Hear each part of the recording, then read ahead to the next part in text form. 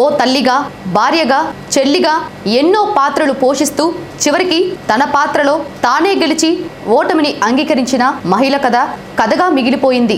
దేశవ్యాప్తంగా సంచలనం కలిగించిన దిశ సంఘటనలో అటు మానవత్వం ఇటు ధర్మం మధ్య మహిళ కొట్టుమిట్టాడిన వైనమిది. మృగాళ్ల చేతిలో అత్యంత కిరాతకంగా అత్యాచారానికి గురై హత్య గావించబడిన దిశ మిగిలిన చివరికి మృగాళ్లను కన్న తల్లిగా, కట్టుకున్న భార్యగా లోకం దృష్టిలో మిగిలింది.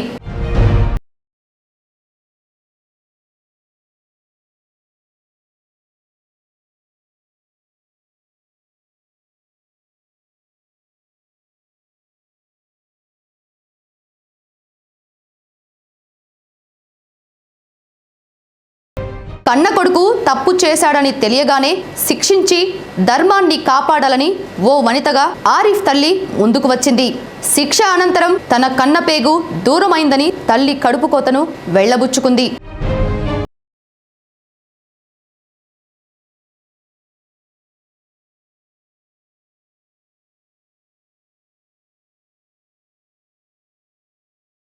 ఒక స్త్రీనేనని, సాటి స్త్రీకి అన్యాయం జరిగితే సహించేది లేదంటూ తప్పు చేసిన వాడు కట్టుకున్నవాడైనా సరే శిక్షించాల్సిందేనని చెన్నకేశవులు భార్య చెప్పిన తీరు ఆదర్శంగా నిలిచింది.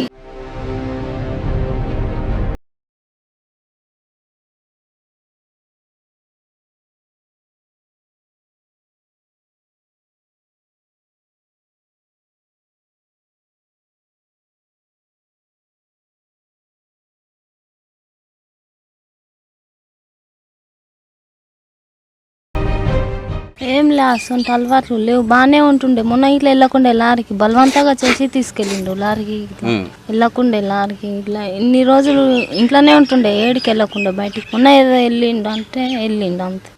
నేను చేయలే అని అనుకుంటున్నా అని అందరు చేసిండ్రు అంటుండ్రు కూడా. ఇంకా అది బాగా అనిపిస్తుంది సార్. నలుగురితో పాటు నా భర్త. అయితే తప్పు చేసిన భర్త కానరాని లోకాలకు వెళ్లాడని, తన పసుపు కుంకుమలు తుడిచిపెట్టుకుపోయాయని గుండెలు పగిలేలా విలపించింది. అయితే ఈ ఘటనలో ఎటు చూసినా గెలిచింది మహిళే, ఓడింది మహిళే.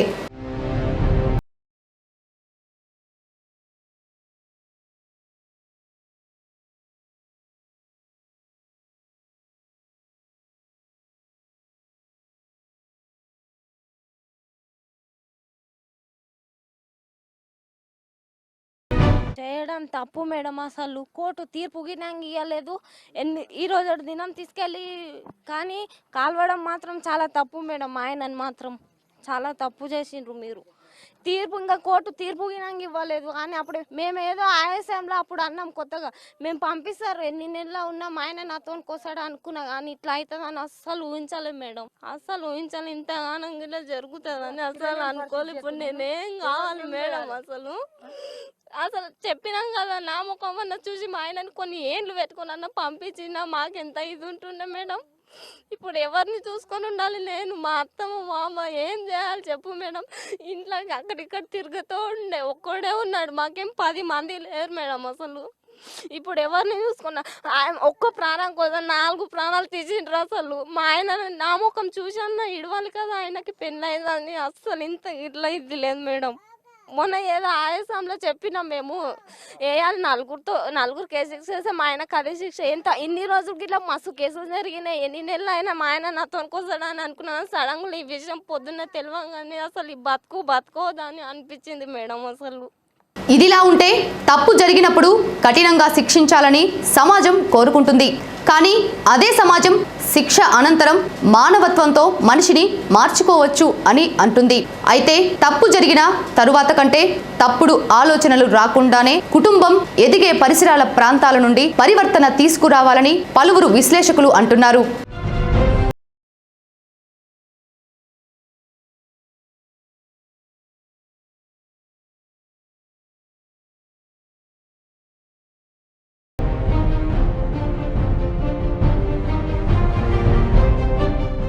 ప్రజెంట్ నడుస్తుంది ఏంటంటే మహిళలపై అత్యాచారాలు అనేవి ఎలా జరుగుతున్నాయి, దీనివల్ల మీ రియాక్షన్ ఏంటి అని ప్రతి ఒక్కరిని అడుగుతూ ఉన్నారు. జరుగుతున్న పరిస్థితుల్లో ఈ అమ్మాయిలు కూడా అబ్బాయిలు ఏదైతే చెప్తారో అది వింటాం, వాళ్ళ వెంట వెళ్ళటం, అబ్బాయి నిన్ను ప్రేమిస్తున్నాను అనగానే మళ్ళీ వెంటనే వీళ్ళు మెసేజ్ చేయటం, నేను కూడా నిన్ను ప్రేమిస్తాను అంటాం. కొన్ని రోజులు కలిసి తిరిగేసి తర్వాత వాడు మా అమ్మ వాళ్ళు ఒప్పుకోలేదని చెప్పి వెళ్ళిపోవటం. ఈ అమ్మాయిలు వచ్చేసరికి నన్ను మోసం చేశాడని పోలీస్ స్టేషన్ వచ్చారు. మాక్సిమం ఇలాంటి కేసులే మేము డీల్ చేస్తున్నామండి.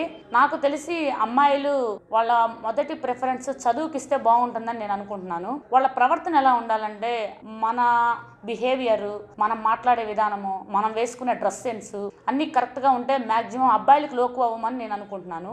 ఒక మహిళగా నేను అక్కడి నుంచే వచ్చాను, ఇంటర్మీడియట్ చదివాను, డిగ్రీ చదివాను, సేమ్ నేను కూడా ఆ పొజిషన్ నుంచే వచ్చాను.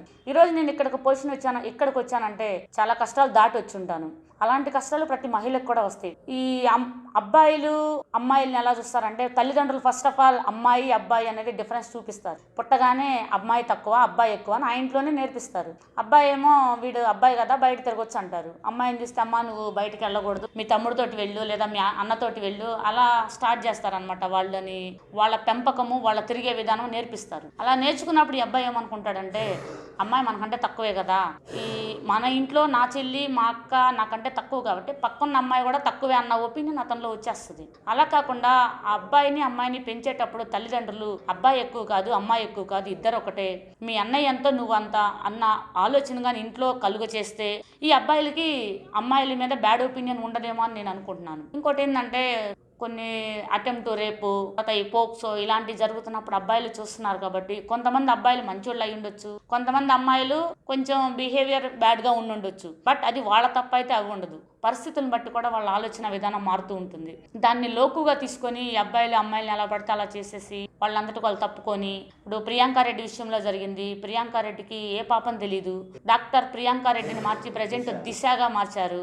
ఆ దిశ హత్య కేసులో 9 నిందితులు ఉన్నారు. ఈ 9 నిందితులు అమ్మాయి అక్కడ ఉన్నప్పుడు 9 గంటల సమయంలో వాళ్ళ చెల్లికి ఒక అరగంట సేపు మాట్లాడింది. అదే టైంలో పోలీసులకి 100 కానీ ఫోన్ చేసినట్లయితే మాక్సిమం పోలీసులు ఈమెను సేవ్ చేసి ఉండేవాళ్ళు. అంటే ఆ సమయంలో ఆమెకు ఆలోచన రాలేదేమో తెలీదు.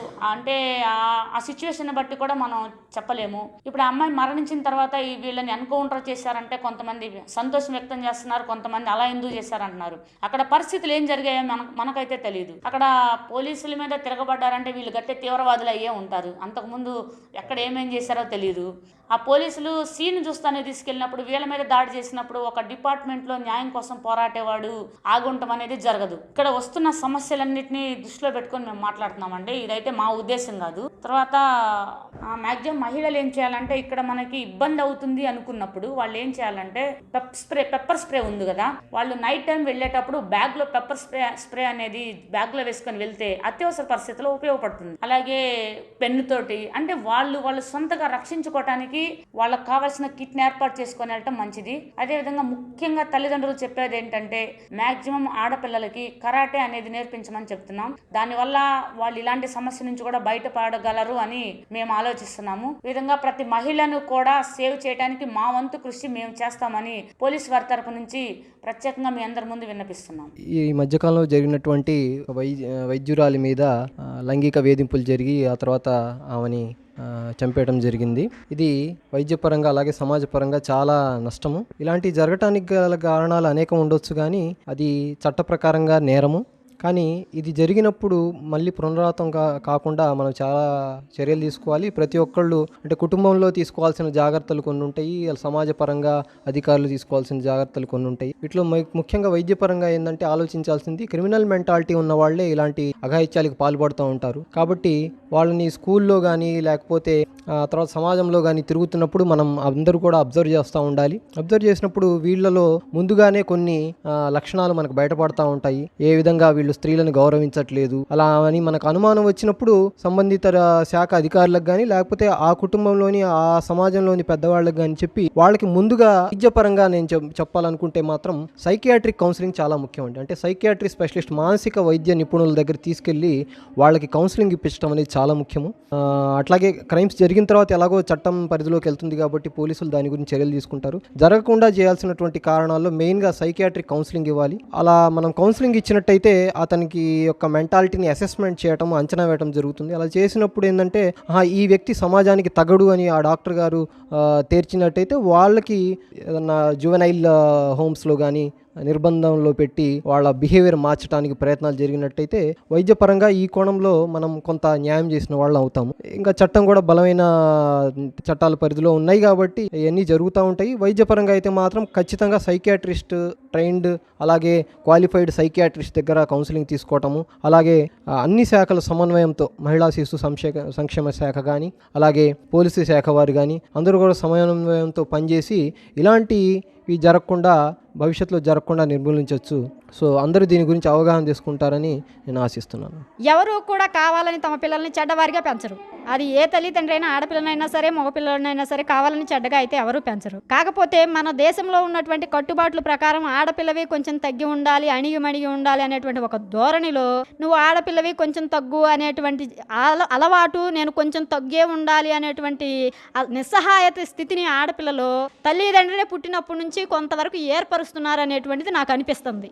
ఎందుకంటే మన దేశంలో పల్లెటూర్లు ఎక్కువ కావడం వల్ల మొదటి నుంచి మన దేశంలో కొంచెం అలాంటి ధోరణి ఉండడం వల్ల అలా ఉండుండదు. కానీ ఇలాంటి సంఘటనలకి మెయిన్గా ఆడపిల్లలు తట్టుకొని నిలబడాలి, ఇలాంటి వాటిని ప్రతిఘటించాలి అంటే మెయిన్గా స్త్రీలు వాళ్ళని వాళ్ళే ప్రొటెక్ట్ చేసుకోవాలి. అన్నదమ్ముళ్ళైనా తల్లిదండ్రులైనా పోలీసులైనా పొద్దస్తమానం మన చుట్టూరే ఉండలేరు. మనల్ని మనం రక్షించుకునేందుకు కొంత శక్తి మనకి కావాలి. అవసరం అయినప్పుడు మనం మామూలుగా ఉన్నప్పుడు అన్నపూర్ణాదేవిగా ఉండాలి. కానీ మనల్ని రక్షించుకునే పరిస్థితి వచ్చినప్పుడు మన మీద ఇలాంటివన్నీ జరుగుతున్నాయి అన్నప్పుడు మనం అపరకాళి రూపం ఎలా ఉంటుందో చూపించాలి. ఎందుకంటే అన్నపూర్ణాదేవి అయినా పార్వతీదేవే, అపరకాళి అయినా కూడా పార్వతీదేవి. ఇద్దరు కూడా స్త్రీలే. ఆ ఒక్క స్త్రీ రూపమే రెండు సందర్భాల్లో రెండు విధాలుగా ఉంటుంది. కాబట్టి ఇలాంటివి నేను ఎవరికన్నా తక్కువ కాదు, అలా అని అన్ని సందర్భాల్లో రెబల్గా ఉండమని కాదు. అవసరమైనప్పుడు మాత్రం మనలో ఉన్నటువంటి మన శక్తి మనకు తెలియదు, కానీ మనం తిరగబడితే ఎవరికన్నా తక్కువేం కాదు. మనల్ని మనం కాపాడుకోవాలి కదా.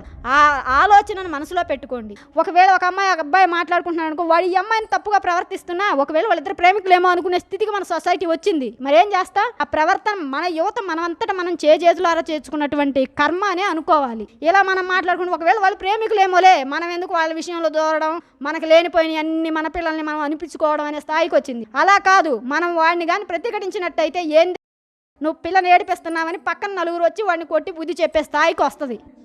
అది మాత్రం నా మనసులో ఉన్నటువంటిది. ఎవరికైనా తప్పు అనిపిస్తే మనం చేయగలిగినది ఏమీ లేదండి. ఇది నా పర్సనల్ ఒపీనియన్ అనేటువంటి విషయాన్ని మాత్రం నేను వ్యక్తం చేస్తున్నాను. ప్రస్తుతం మన జిల్లాలో పిల్లలకు సంబంధించి POCSO protection of children from sexual offence act 2012 చట్టాన్ని అమలు చేయడానికి సంబంధించి ఫాస్ట్ ట్రాక్ కోర్టు కూడా మన జిల్లాలో ఏర్పాటైంది. దీని అర్థం ఏంటంటే మన జిల్లాలో అత్యధికంగా పిల్లల మీద లైంగిక అఘాయిత్యాలు జరుగుతున్నాయి.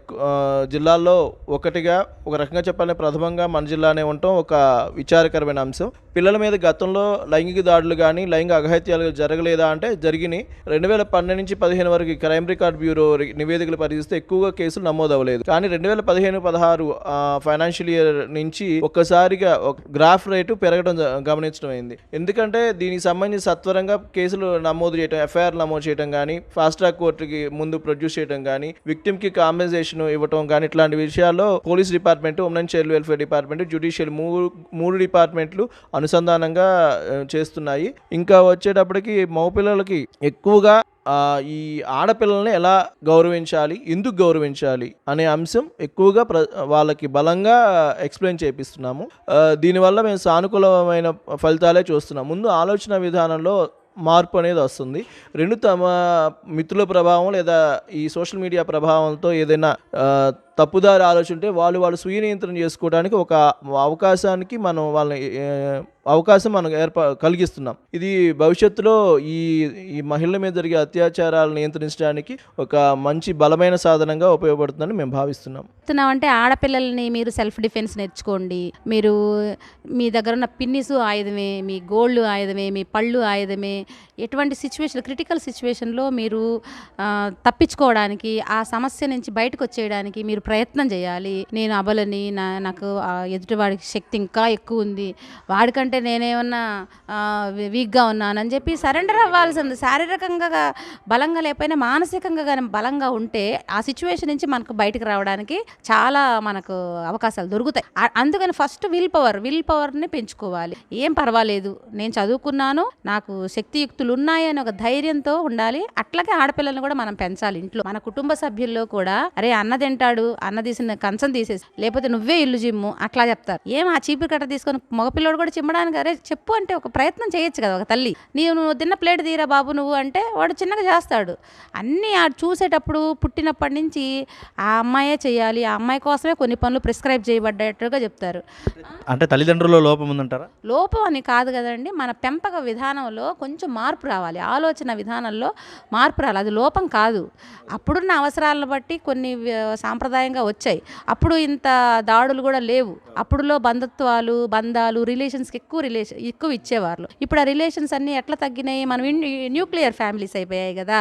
అప్పుడు మనకి వెనక ముందు తాతలు ముత్తాతలు ఎవరు లేరు, మనకు మంచి చెడు అని చెప్పేవాళ్ళు లేరు. ఇప్పుడు అంతకుముందు ఏంటి, మెన్స్ట్రువల్ ఎవరన్నా కానీ ప్రతి స్కూల్కి వెళ్తున్నాం, ప్రైవేట్ స్కూల్స్, గవర్నమెంట్ స్కూల్స్ అన్నిటికీ వెళ్తున్నాం. వెళ్ళి వాళ్ళకి సెన్సిటైజ్ చేస్తున్నాం. ఈ సెన్సిటైజేషన్ కార్యక్రమంలో కనీసం వాళ్ళు మంచి ఫుడ్ తీసుకుంటే 60% ఉంది మన నియోజకవర్గంలో, వాళ్ళు కనీసం 30% కన్నా వస్తారేమో. అలా ఫేజ్డ్ మేనర్లో మనం చెప్పే ఇష్యూస్ గురించి, తర్వాత కొన్ని బయటకు రాని ఇష్యూస్ ఉన్నాయి, ఓహో ఇది కూడా తప్పేనా అని తెలుసుకొని బయటకు వస్తాయేమో. కొన్ని కంట్రోల్ క్రైమ్ కూడా ఫ్యూచర్లో అవ్వకుండా ఉంటుంది. అట్లాంటివన్నీ మేము కూడా మా డిపార్ట్మెంట్ ద్వారా యాక్టివిటీస్ అన్నీ కూడా ప్లాన్ చేసుకుని మెల్లిగా ప్రతి కుటుంబానికి కూడా ఒక వెళ్ళడానికి వెల్ఫేర్ యాక్టివిటీస్ అనేవి వెళ్ళడం కోసం మేము ఆ ప్లాన్స్ ప్రకారంగా మేము ఈ కార్యక్రమాన్ని కూడా ఏర్పాటు చేసుకొని చేస్తూ ఉన్నామండి. నువ్వు మారు, నీతోనే సమాజంలో మార్పు మొదలవుతుందన్న అబ్దుల్ కలాం మాటలను గుర్తు చేసుకొని ముందుకు సాగుదాం. మరో దిశ ఘటన జరగకుండా మహిళా రక్షణే సమాజ రక్షణగా భావించి నవ సమాజ నిర్మాణం వైపుగా అడుగులు వేద్దాం.